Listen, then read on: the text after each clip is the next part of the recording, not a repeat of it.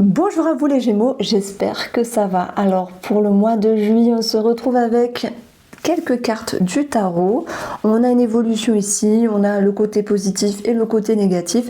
Je vais déjà commencer par cette lecture, après on fera un autre tirage.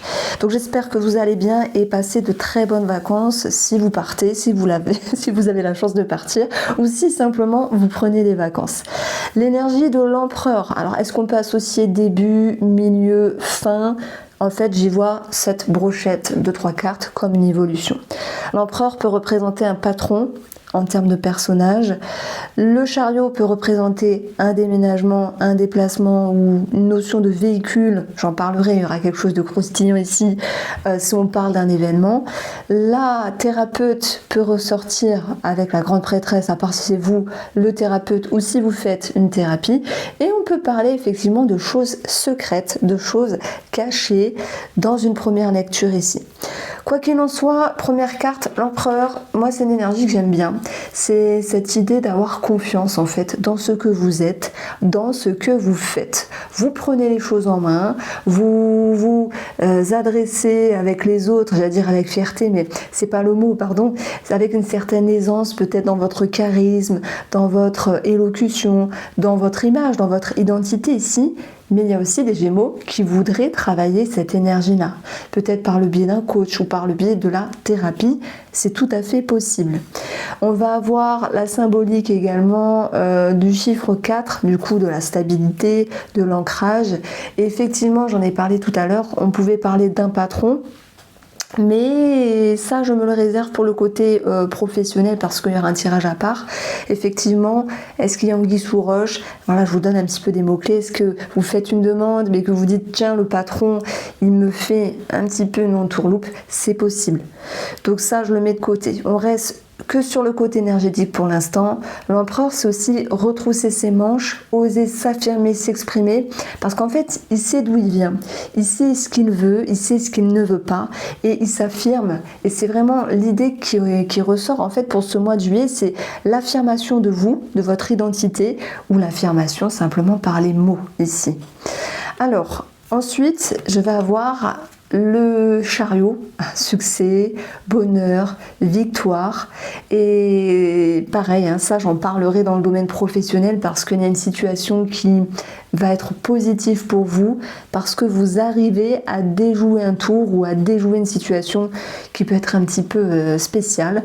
Mais en fait, vous arrivez vraiment c'est grâce à cette énergie de l'empereur. Et là, j'espère que ça va vous booster pour les personnes, les Gémeaux qui en ont besoin. C'est de se dire, je me mets pas dans ma grotte. Là, je sors, je m'exprime, je dis les choses. Il est temps de s'affirmer, il est temps d'avoir confiance dans ce que vous êtes et dans ce que vous faites.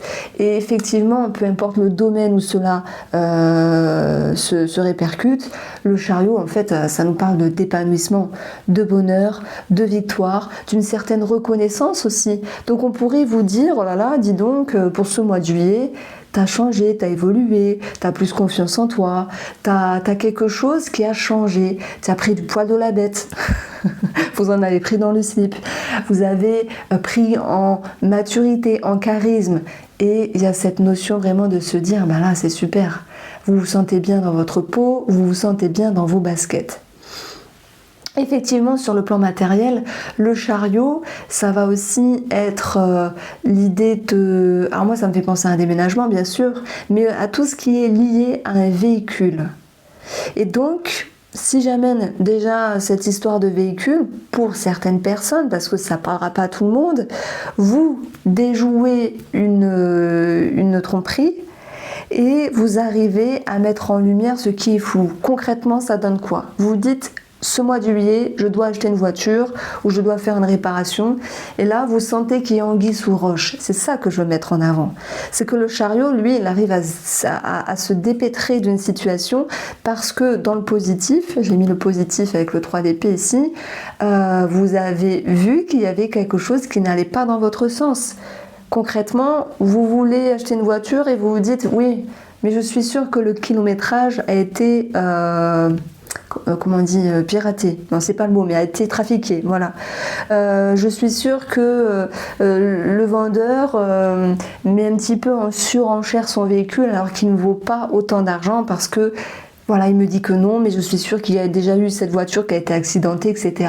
Donc en fait, vous mettez en lumière, parce que c'est ça aussi le 7 d'épée, là c'était dans le défi, c'est de mettre en lumière ce qui est flou, de mettre en lumière les mensonges, de mettre en lumière ce qui est dans l'ombre.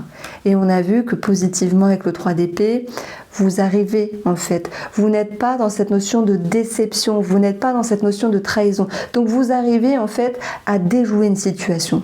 C'est ce que j'ai envie de mettre sur le côté matériel, notamment en lien avec un véhicule. Mais on continue la lecture. Je reviendrai après sur le côté matériel. La grande prêtresse, moi je l'aime bien. Je l'aime bien et des fois elle me saoule. Parce qu'elle est en mode introspection, elle analyse, et ça c'est son côté positif.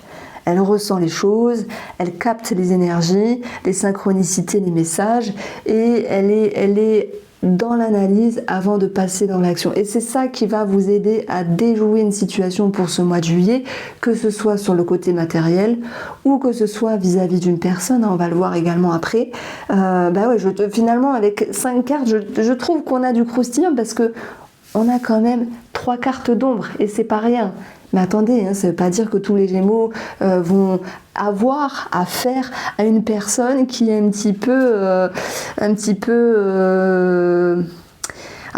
j'allais dire dans la manigance, un petit peu fourbe, un petit peu ambigu. Non, on va aussi parler de votre partie sombre en vous, des choses cachées. On a tous des choses cachées, des parties sombres, etc.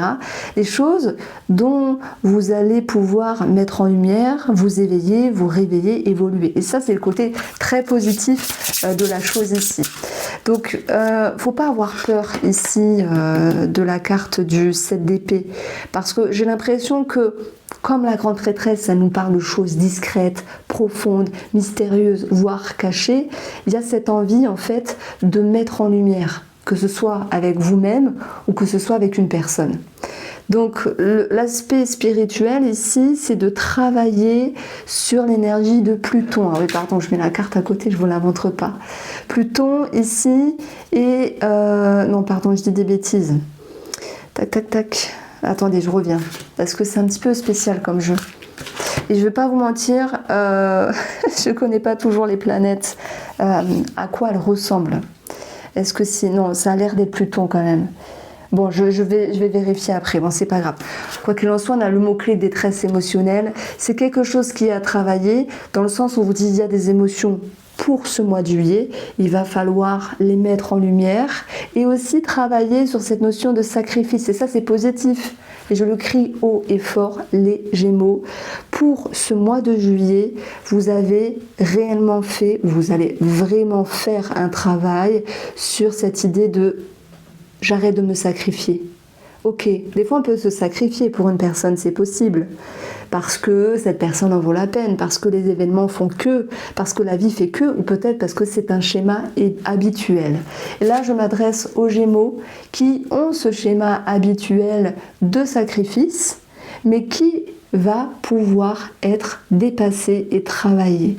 Donc il y a une évolution, il y a un épanouissement qui revient, et peut-être que l'aide d'un thérapeute, c'est possible, c'est ça la grande prêtresse, c'est celle qui analyse, c'est celle qui a la connaissance, c'est celle qui amène de bons conseils et qui vous permet aussi de ressentir les choses. Mais c'est vous le meilleur des thérapeutes ici. Alors, est-ce que le mois de votre anniversaire, parce que même en juillet, il y aura des Gémeaux qui vont vivre leur anniversaire, donc bon anniversaire. Et donc, on part sur une période de 12 prochains mois. D'ailleurs, je vous invite à faire votre révolution solaire et c'est vraiment super intéressant, en tout cas dans les grandes lignes déjà. Est-ce qu'il y a quelque chose qui remue ? Est-ce que un anniversaire ça peut remuer? On peut faire les bilans également des années passées, etc. Bon, on va pas s'enfoncer ici dans le négatif, mais on a quand même ici peut-être un fonctionnement de détresse émotionnelle, sur cette notion de sacrifice également, qui va pouvoir être épurée, qui va pouvoir être travaillée. Moi, j'ai l'impression qu'il y a des Gémeaux qui veulent arrêter de s'oublier, arrêter de se soumettre, et vous reprenez la place du leader, l'empereur. C'est vous qui contrôlez votre vie, c'est vous qui reprenez les choses en main. Alors peut-être vous le faites doucement, de façon mystérieuse, de façon cachée, c'est possible, mais en tout cas, vous avancez et vous évoluez. Donc j'espère que ce petit message va vraiment pouvoir vous aider à voir les choses sous un autre angle. On vit tous des choses, on a tous des schémas, mais quand on met en lumière déjà une notion de sacrifice, une notion de déception ou quelque chose qui vous a trahi, une personne qui vous a trahi dans le passé, si vous retravaillez dessus ce mois de juillet, je ne sais pas pourquoi, il y aura quelque chose de très bénéfique en fait. Parce que on a deux cartes lourdes, mais quoi qu'il en soit, celle-ci, elle est placée dans ce qui est bien pour vous. Vous dépassez une situation qui vous a blessé, qui vous a trahi. Vous dépassez cette notion de sacrifice. Et oui, à contrario, le défi, c'est de mettre en lumière. Et aussi, j'aime bien cette carte, en tout cas sur l'esthétisme, de ne pas se défiler. Et du coup, quand je l'ai créé, j'ai choisi de mettre une personne qui avançait avec un pas ferme pour se dire, je veux la vérité, je l'aurai et j'aurai cette vérité. Voilà, alors ça peut être votre propre vérité. Ça peut être cette idée de pouvoir vraiment mettre en lumière ce qui doit l'être et ne pas remettre ce qui est important à demain. Et c'est quoi? Qu'est-ce qui est important? C'est de reprendre cette place de l'empereur. Et ça, c'est vous. C'est vous l'empereur pour ce mois de juillet. Donc ça, c'était le tirage avec le tarot. Alors, on continue. Parce que j'ai plein de choses qui me viennent ici. Mais alors, sur le côté financier, les poissons, la lune. Donc là, ça me parle de dépendance, mais aussi d'illusion. Peut-être sur une notion d'argent, c'est possible, puisque ici, on va vous dire s'il y a une notion de prêter de l'argent pour ce mois de juillet. La grande prêtresse, elle va dire, attends, je réfléchis, je m'avance pas de suite et quand je serai prêt ou prête, je te donnerai mon accord. Pour l'instant, en fait, il y a cette idée de pas passer à l'acte et de pas se positionner. Après, oui, la grande prêtresse, elle peut nous dire il y a des choses floues, il y a des choses cachées, tout comme la lune, tout comme le 3 d'épée, heureusement qu'il était bien placé celui-là. Donc, on va vous dire, faites attention si on vous demande de l'argent. Faites attention si vous devez signer quelque chose. Oui, alors je ne sais pas si c'est en juillet qu'il y a Mercure rétrograde. Effectivement, on vous demande de ne pas vous précipiter pour tout ce qui est signature, engagement. Et puis les poissons, ça va aussi nous parler d'une transaction, sans doute immobilière. Et cette énergie-là, elle va vous dire, avec la lune, il y a des choses à éclairer. Il y a des choses à négocier parce que par exemple, si vous estimez, alors bien sûr on va toujours estimer que le vendeur en face a un prix trop élevé, mais n'hésitez pas à fouiller, à regarder, à faire appel à un expert sur le plan immobilier pour pouvoir vérifier et pour être sûr de votre engagement ici. Alors, la dernière lecture qui ressort avec les poissons, et la lune, on a cette notion de fluide qui dit...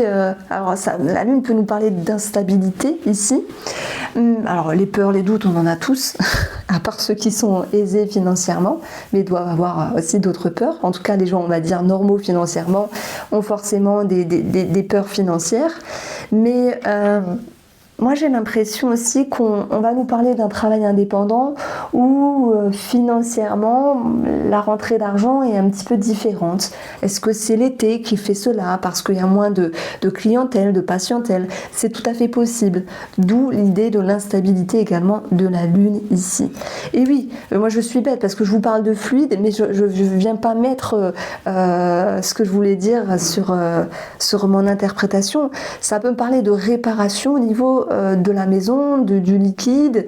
Ça peut être les tuyaux, ça peut être l'eau, la piscine pour ceux qui ont la chance ou pas d'en avoir, parce que franchement c'est du boulot, moi j'en veux plus. Il peut y avoir une fuite, il peut y avoir une contrefaçon. Donc vous allez me dire, oh là là Irène, tu fais peur et tout. On n'est pas sur une chaîne bisounours, il y a des choses positives, je l'ai dit. Ce qui est très positif, c'est de ne plus se faire avoir. Donc ça, c'est bien. Ce qui est positif, c'est de ne plus se sacrifier.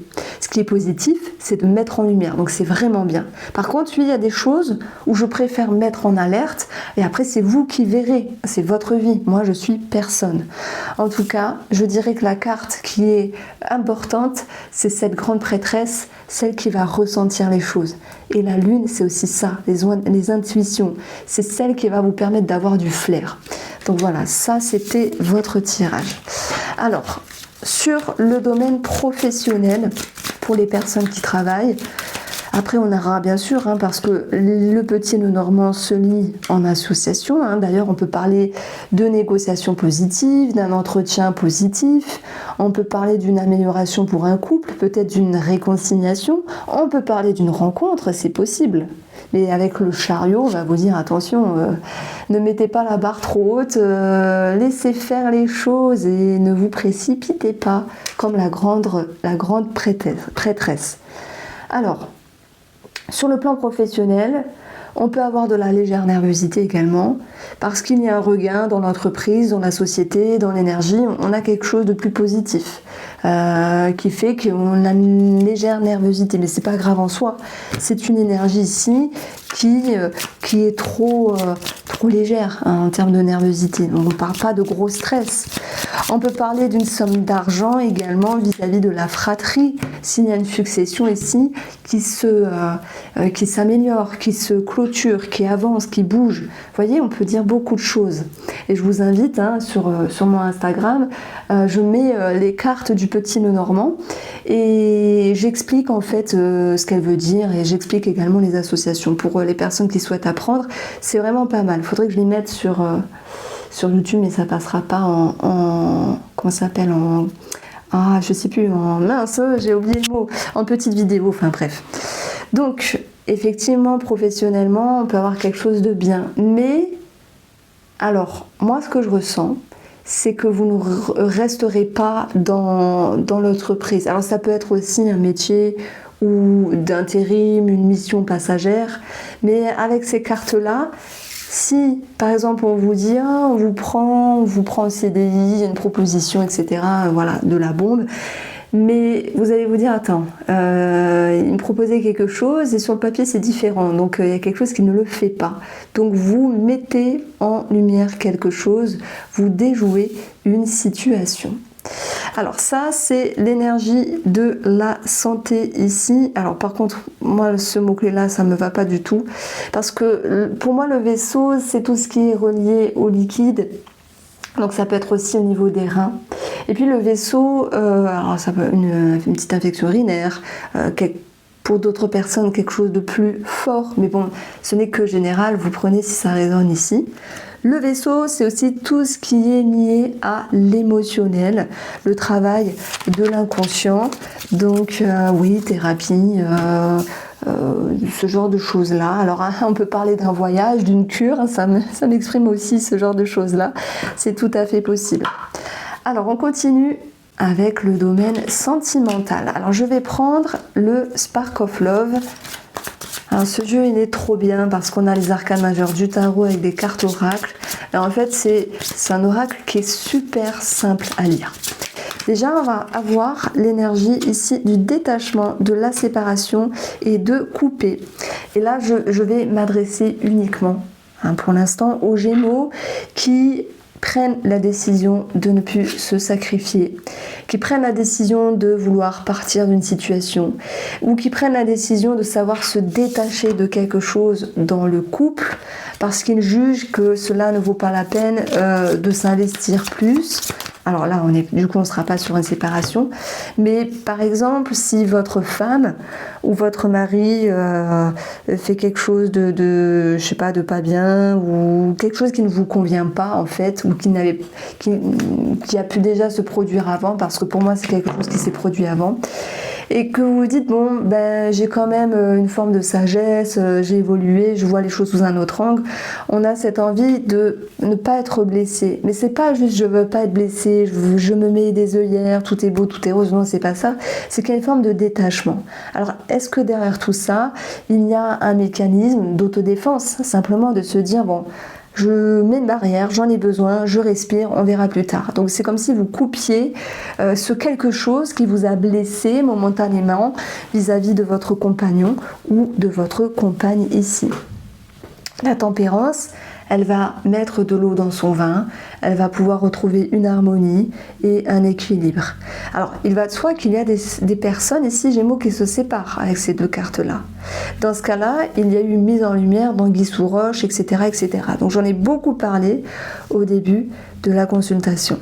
Mais tous les Gémeaux ne vont pas se séparer, on est d'accord.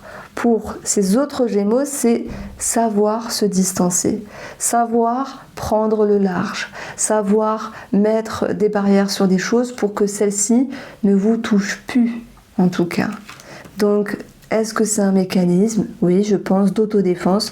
Oui, je pense. Alors, pour nos amis célibataires, je vous ai un petit peu parlé du chariot tout à l'heure. Le chariot qui nous faisait penser, alors on avait aussi les oiseaux et le trèfle, rencontre, on a le chariot, si on parle du sentimental, ça va être une rencontre qui se fait, qui va peut-être un peu trop vite, qui peut manquer de stabilité. Et avec les cartes du dessous, soit vous dites j'ai rencontré quelqu'un, mais finalement je me rends compte que je ne veux pas me sacrifier. Et j'entends ça ici, vous vous rendez compte que c'est peut-être pas le bon moment avec le pendu, ou peut simplement que c'est pas la bonne personne. Donc vous décidez simplement alors peut-être de vous faire discret ou discrète, mais en tout cas de pas vous précipiter, de pas vous jeter dans la gueule du loup. Maintenant, si vous rencontrez quelqu'un, les Gémeaux, que tout se passe bien, que vous vous sentez bien, oubliez ce que je dis, vivez votre vie simplement. Je m'adresse aux Gémeaux qui se disent j'ai rencontré quelqu'un, j'ai cru que c'était le bon moment, mais finalement j'ai encore des choses à travailler sur le sacrifice, sur le don de soi et surtout sur la trahison. Voilà. Avec le pendu, bon, j'ai envie de dire, c'est en toute logique qu'il n'y a pas de continuité avec cette relation, chose que j'ai pu amener en avant dans mon tirage. Donc voici pour vous, je vous embrasse. Merci beaucoup pour votre fidélité du fond du cœur. Prenez soin de vous et on se retrouve très vite.